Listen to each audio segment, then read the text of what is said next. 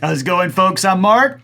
I'm Ladi. How are you? How are you? Like Minded Lunatics. I'm good. So we're going to do a matchup today, Ladi. A matchup of what? We're going to do a matchup of Extreme, because here's why. Ricky and I recently reacted to Extreme's Rise, the brand new song right over here, and you watched that. I did. And what was your comment? I didn't know that they did anything other than, what is it?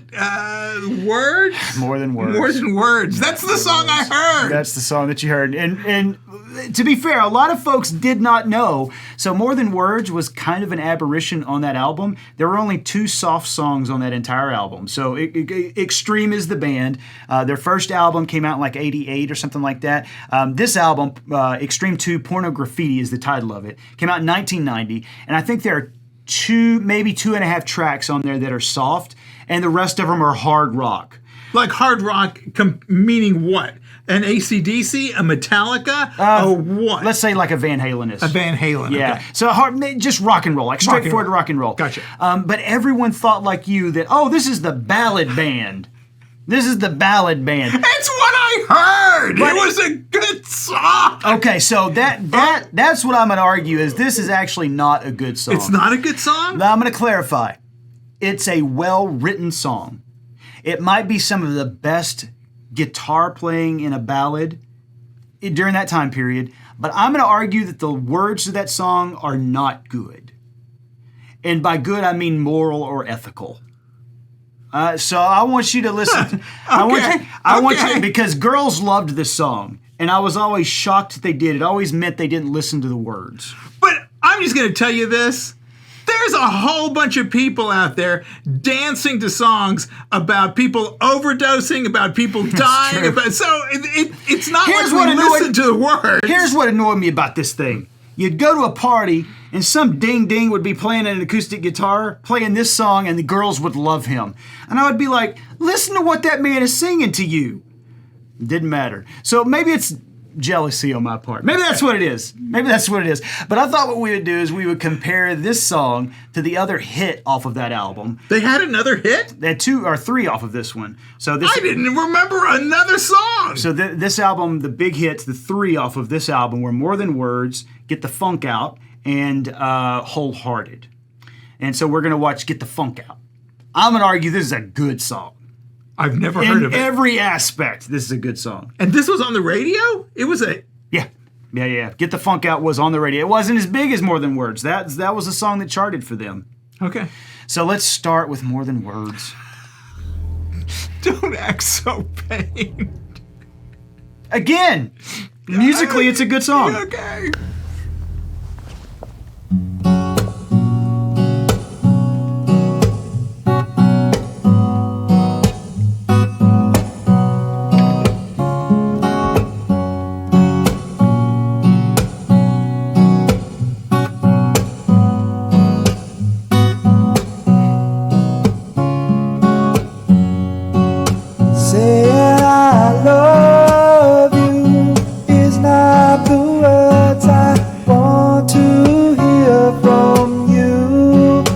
Not that I want you not to say it, but if you only knew. I think it's the faux sensitivity that annoys me here. You don't think he's really sensitive? Maybe, but I mean, it's the hair's tied back. They've got the hair tied back, and they're swaying gently in the black and white. It's just revolting.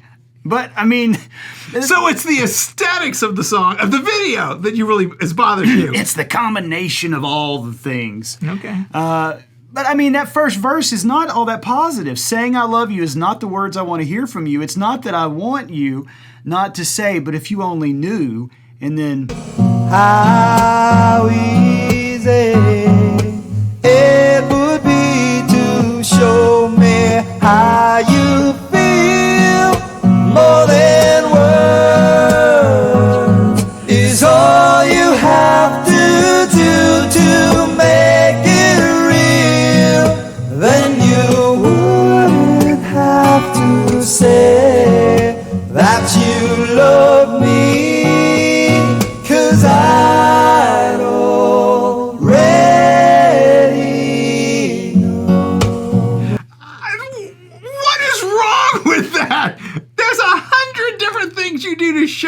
somebody you love them without telling them. If only you would bang me. Then you wouldn't have to say the words. Is that what you think it means? 100% that's what this song is. That's not... This song is if you would just sleep with me. That's not what I got from this at all. It's 100% that. Is that right? Well, I feel like it is. I've thought so for 30 freaking years. So. I thought it was about all the tiny, little, quiet things you do for somebody that they don't ask you to do, but you know that you make their life better and easier by doing them. Like, I will tell you this. Steve can't stand a bug in the house. Sure. So if we're sitting in the living room watching television and I look at him and I say, I need you to go to the bedroom right now and sit on the bed until I call you. He will just get up and go. You think either of these men are singing about bugs? Because he knows that I saw a bug and I'm going to catch it and put it outside so that he doesn't have to deal with it. And that's a way of telling him I love him without me saying I love. It's that, Mark. Here's what I'll tell you. I'm a broken man. So I read it in a completely different light. All right, let's switch gears. We're going to go to the song that I genuinely enjoy. Get the funk out.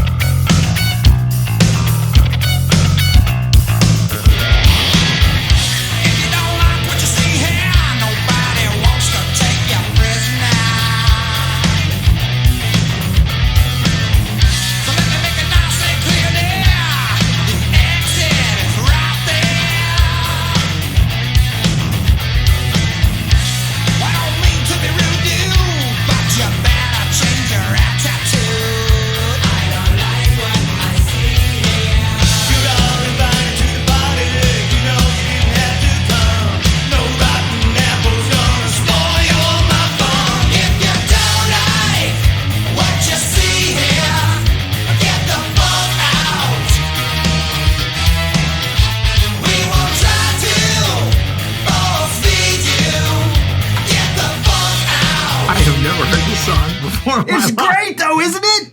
It's got a swing to it. It's got horns in it. It does have a lot of fun stuff going on. It's a fun song. You can't tell me that. I never said it was not fun. I never said anything bad about the song, Mark. You can't tell me it's not more fun than this.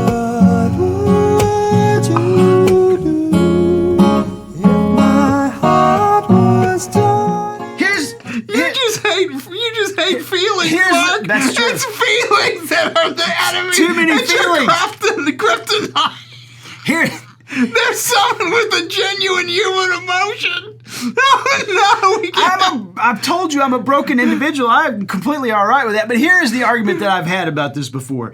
When folks say that they love Extreme and all they have heard is more than words, that's like saying you love Bob Saget because of America's Funniest Home Videos. And then getting annoyed when Bob comes up and tells that aristocrat's joke. So that's my argument. I'm going to agree with you. Is that you love them and then they do Get the Funk Out and you're like, what is this? Where's more than words?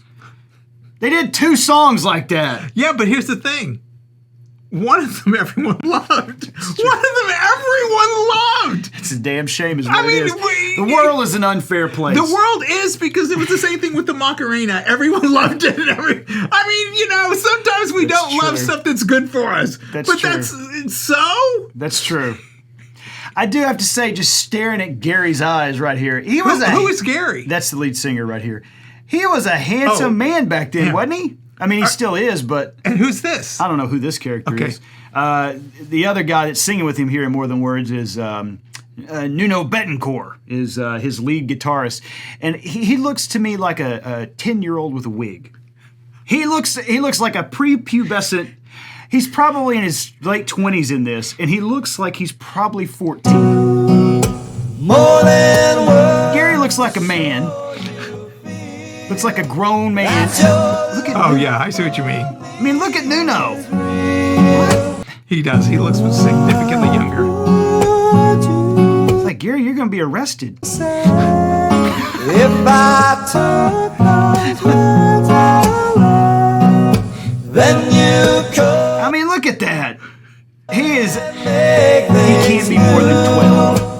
just by saying I love you. Oh, it's so sweet. It's a pretty song. I'm sorry you. There we But go. I like your song too. It's fun. It is fun. Yeah, it's got, and I love a brass section in a rock song. I feel like there's not enough horns in rock songs.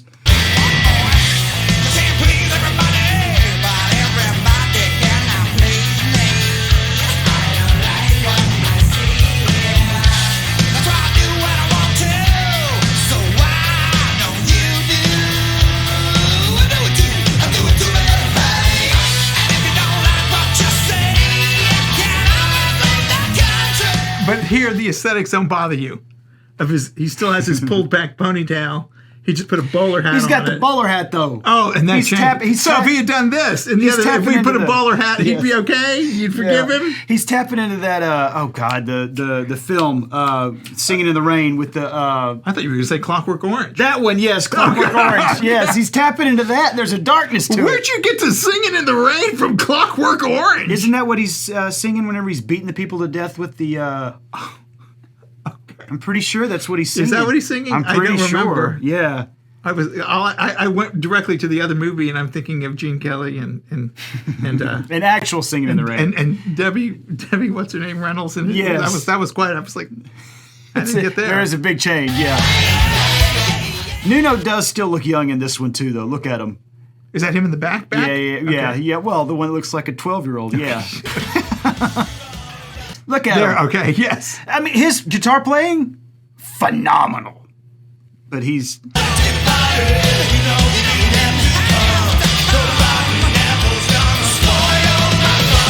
And this was the same album. Exact same album. Wow. Yeah.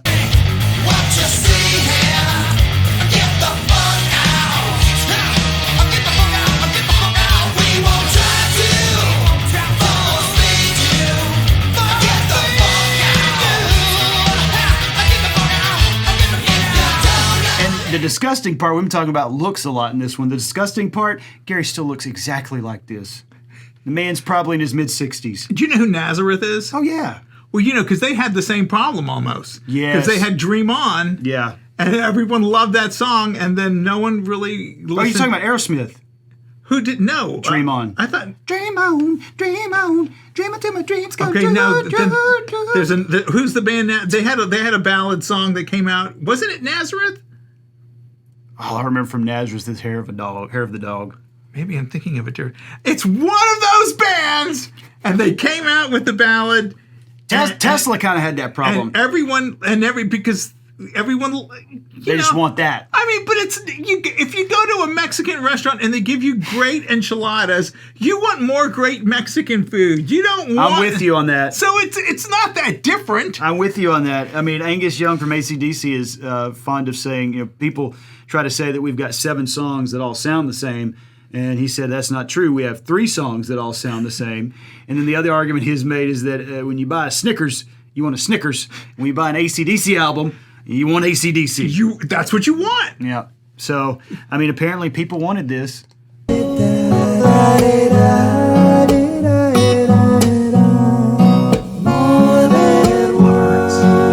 was the Nazareth song. Oh, yes, you're right. Okay. I was thinking of Hair of the Dog. I got them confused.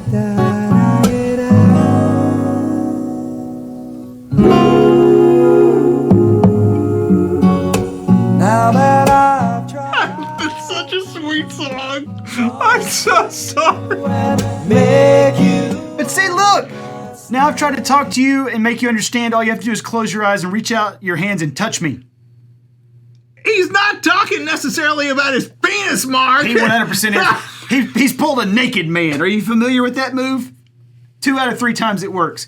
Where the other person leaves and you take all your clothes off and then when they come back in you're naked and it either works or it doesn't. I feel sure he's just pulled the naked man and he's standing there naked.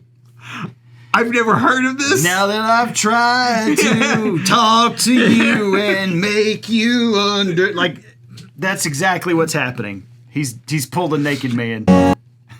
I could see why you would think this was a much less heartfelt song. We have two different worldviews of this song, Mark. And I can't really say who is right or who is wrong. That's true. I can say that mine is fundamentally less graphic than We need yours. to get Gary on the show. Can we just get Gary Cherone on the show and just ask him, Gary, were you talking about your heart or the other heart? Or the heartbeat? All you have to do is close your eyes and just reach out your hands and touch me. Hold me close, don't ever let me go. More than All right, and folks, don't come at me. Gary is a great singer. I just want to make that clear. Like that right there where he was going up high, fantastic.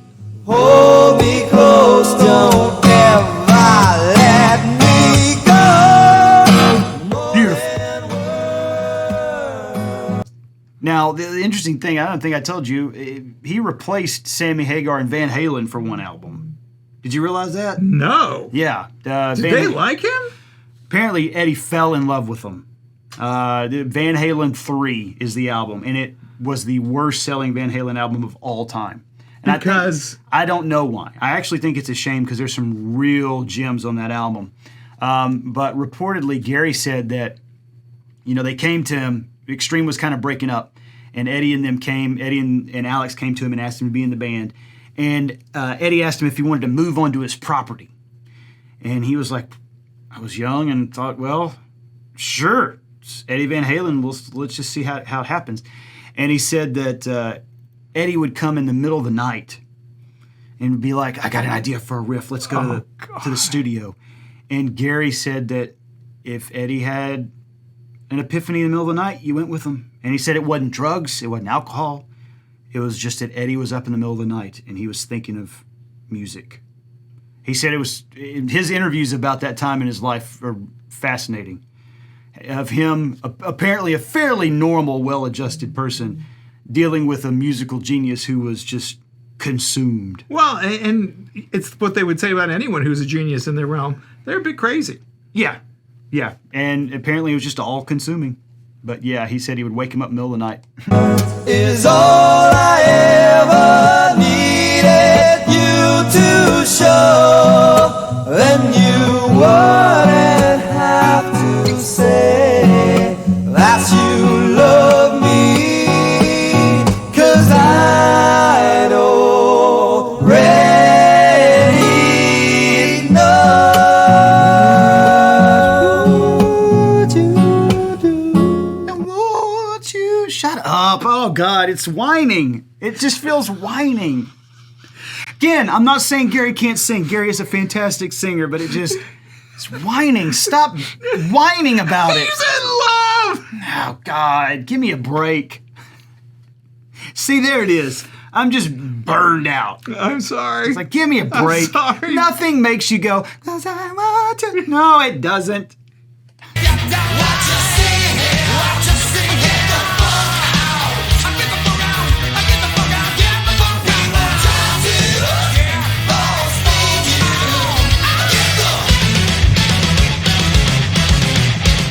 You know, it reminds me of I just thought of an analogy that I think maybe will get you not on my side, but make you understand my position. Go. You ever at a restaurant? You mentioned enchiladas. You ever at a restaurant and you're very excited about your food and you love the food at this restaurant, and then you see a couple and they're obviously on a date, and they've chosen to do the thing where they sit on the bench together as opposed to across from each other, which is more comfortable and more conducive to the actual meal.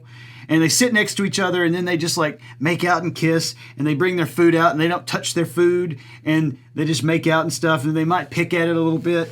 Don't you just want to take their food away and throw it in the trash? Because nothing is that all-consuming. Your food's getting cold, you dipshits. Like, that'll be there tomorrow. Doesn't that just annoy you? Don't you just look at them with just disdain?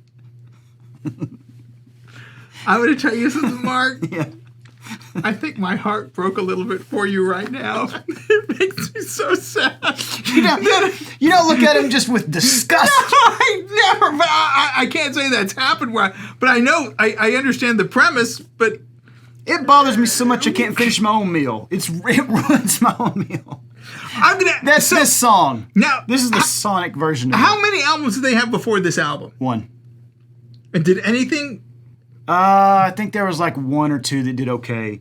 This album was their big hit one. Honestly, What was the other song? Did it have more stuff like Get the Funk Out, or what was it? Oh yeah. So almost everything they did was like Get the Funk Out.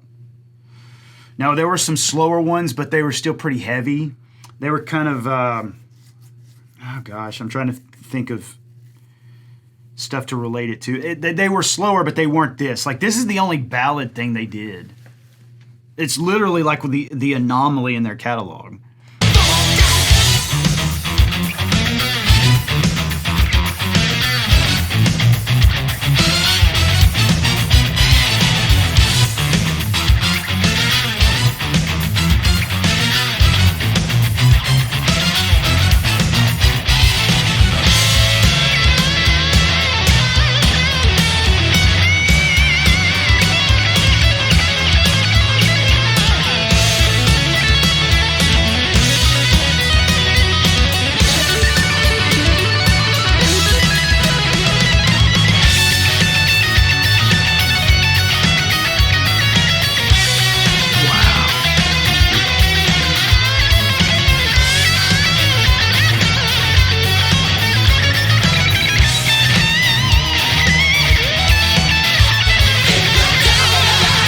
How about that? That's amazing. That's great, right? Yeah, he's a really. He looks 12, but he plays like he's a. So you said they broke up and he went to Van Halen. So they have a new album out. Is it all of them? Yeah, they got back together. Yeah. I think. Is this the first album since they've gotten back together? Yes, I'm pretty sure. Yeah. Okay. And when Ricky and I reacted to it, the solo that Nuno Betancourt does in the new album, unbelievable. Ricky and I have talked about it incessantly afterwards. I am pretty firm in that I haven't heard a solo that well composed since Eddie died. Really? I think for my money, it's one of the. I think I did hear you say that. It's unbelievable. Not only in like his playing ability, and that was something Ricky and I have also talked about too. Is like Eddie was fast, but he was also musical, and you've listened to it. Yeah. There are moments where he slows down and he does stuff that's really beautiful, and there are moments in that new solo where Nuno does the same thing, where he shreds it, and you can tell, oh, he's fast. But they're teenagers in Japan that are doing that are tapping and doing all that kind of stuff. People know how to do it now. Well, it's the difference between being technically proficient and being musical. Creating music. Yeah. And there are moments in that new one where you're like, whoa, yeah, Nuno. I'll show it to you after this. Like, just that part. It's like 2 minutes. But it's unbelievable. But even here, you get to see glimpses of it. Like, he is just... No, he's really good. Very talented. And I'm glad they're friendly enough to still all get back together. I know. So I think Nuno played with, people will correct me if I'm wrong, but I believe it's Rihanna. He was in Rihanna's band. Really? Yeah, and did nothing. They played at one of the Super Bowls, and he essentially plays like 3 chords the entire time. I could have played Nuno's part. Why you would hire someone like this and then relegate them to background strumming is beyond me. I mean, I'm sure it was a great gig for Nuno. I'm sure he got paid a boatload of money and he just stood there and did this. Really? Yeah. It was unbelievable. Yeah. That does seem like it.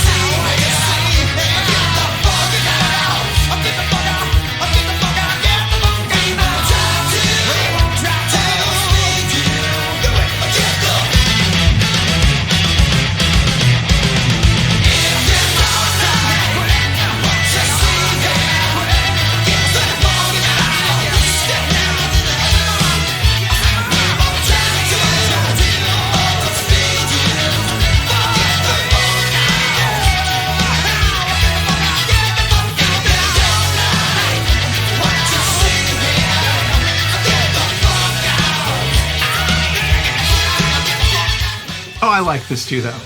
It's fun, right? And it makes me wonder, when did this come out? When did More Than Words come out? It's 1990. So it makes you wonder what else is going on That was in the world at that time. That I've actually read several articles here recently because they have this new album coming out, and several people have argued that Extreme was about 3 years too late for everything. So like this album is really poppy, and this is right when grunge started hitting.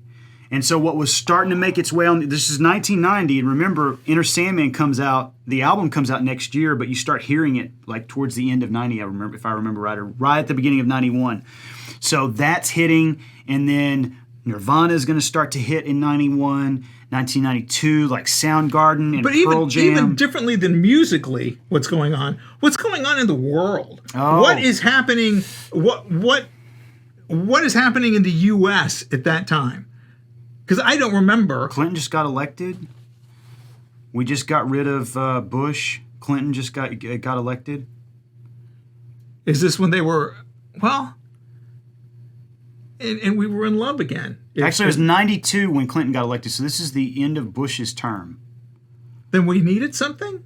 Maybe so. Well, see, and that's always what I've argued about grunge, is that grunge is the expression of Gen X, my generation, coming into its own and realizing we're fucked. And so a lot of the music that came before it, so like I don't know if you and I have listened to it, but like Poison and Motley Crue and those bands, they were rock. They've started being called cock rock because it was all about sex. It is, yeah. So that came out of fashion. No one wanted to hear that shit because I will argue that my generation was coming into its own, starting to become military age, and starting to realize that the system had been bought and paid for, and we were fucked. And so Gen X is kind of typified by a nihilism or an existential angst that other generations are not typified by. Because we're like in that perfect medium. Our parents are the boomers, and then, we realized they screwed the system. Yeah.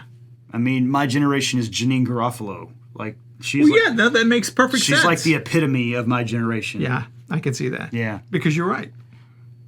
We'll screw everything else. And so my generation hearing this, I'm like, fuck you. But even people, there must have been some people from your generation who liked this. Oh, there were. This is a huge hit. Because it was big everywhere. Gigantic. And this is what they're known for. Even now. I know. So to me, I wonder what else was. You say Bush was still in, or Clinton just got. I don't understand. It was Bush Senior. He was finishing up his first and only term at this point. He was midway through it. This would have been midterms. Okay. Yeah. It's 22, more than words to show you feel that your love for me is real. And I know all the words. How could you not? He was everywhere. If I took those words, Oh, and there's a dog there. then you couldn't make things new just by saying I love you.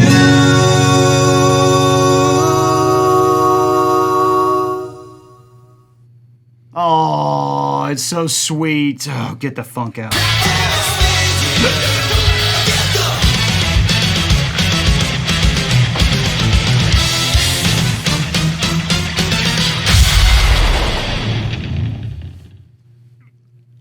And I hope this doesn't offend you. See, this almost feels like a little step further than Hall & Oates. Oh, I can see that. Because Hall & Oates had a lot of this funk, but not necessarily as much of the metal and guitar in there. Yes, yeah, and yeah. this feels like this could have been them a decade or so later. I like this. And I'll make another analogy. This is very close to Huey Lewis in the News. Like some of Huey's first two albums, like the sports album, Power of Love, a little bit before that, Heart of Rock and Roll and stuff. I can see that. Very similar to stuff that Huey was doing. And, Huey worked with Tower of Power. That was the brass band that was in some of his stuff. God. And kind of the same feel there. Yes. Really upbeat, high tempo, lots of fun. And I loved this. So fun. But you don't hate the other one. It annoys me to no end. It still does. It feels like a scam to me.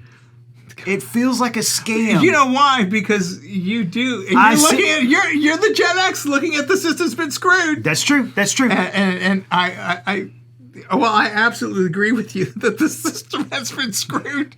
Every once in a while, I still have a glimmer of hope. Oh my goodness. What does that feel like? It feels nice. Oh, but must be I'm good. sorry. Nice. I like that.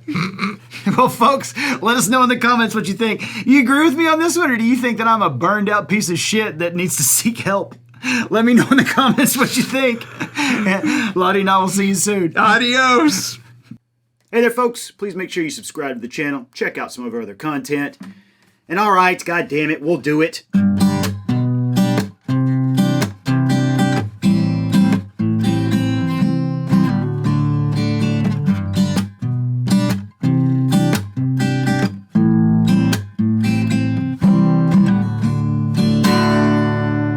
You happy?